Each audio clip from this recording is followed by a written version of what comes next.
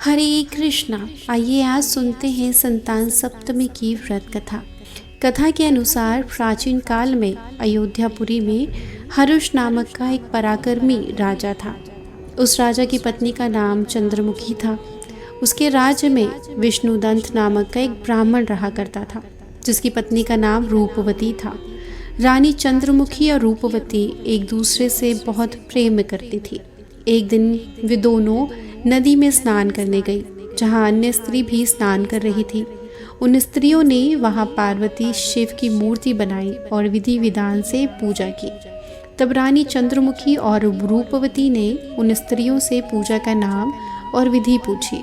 तब एक स्त्री ने बताया कि यह संतान प्राप्ति के लिए व्रत है। इस व्रत के बारे में सुनकर रानी चंद्रमुखी और रूपवती ने भी इस व्रत को करने का संकल्प ले लिया और भगवान शिव के नाम का धागा बांध दिया। फिर वह थोड़े दिनों बाद अपना संकल्प भूल गई, जिसके कारण मृत्यु के बाद रानी के बंदर की योनि में जन्म हुआ और ब्राह्मणी ने मुर्गी की योनि में जन्म लिया। कुछ समय बाद दोनों पशु योनि से निकलकर पूर्ण मनुष्य योनि में आ गई। चंद्रमुखी मथुरा के राजा पृथ्वीराज की रानी बनी तथा रूपवती पूर्ण ब्राह्मण के घर में जन्मी। इस जन्म में रानी ईश्वरी के नाम से तथा ब्राह्मणी भूषणा के नाम से जानी गई। भूषणा का विवाह राजपुरोहित अग्निमुखी से हुआ। इस जन्म में भी उन दोनों में बहुत प्रेम हो गया और वह अच्छी सखी बन गई। पूर्व जन्म में व्रत भूल जाने के कारण रानी को इस जन्म में कोई संतान नहीं हुई, जबकि भ्रूणा को अभी भी व्रत याद था, जिसके प्रभाव से भ्रूणा ने 8 सुंदर तथा स्वस्थ पुत्रों को जन्म दिया।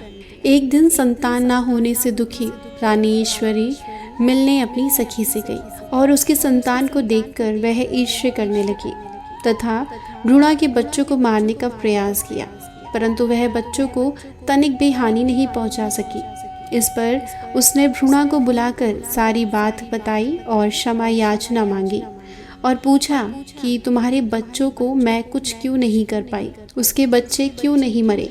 भ्रूणा ने उसे अपने पूर्व जन्म की बात याद दिलाई तथा यह भी कहा कि उस व्रत के प्रभाव से वह चाहकर भी उसके पुत्रों को नहीं मार सकती। भ्रूणा से सारी बातें जानने के बाद रानी ईश्वरी ने भी संतान सुख देने वाले इस व्रत को किया। तब इस व्रत के प्रभाव से रानी गर्भवती हुई और उसने एक सुंदर बालक को जन्म दिया।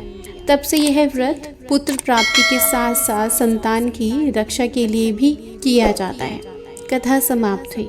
आशा करते हैं ये कथा आपको पसंद आई होगी। अगर हाँ तो चैनल को लाइक शेयर सब्सक्राइब ज़रूर कीजिएगा और इस परिवार का हिस्सा बनिएगा। हरे कृष्णा।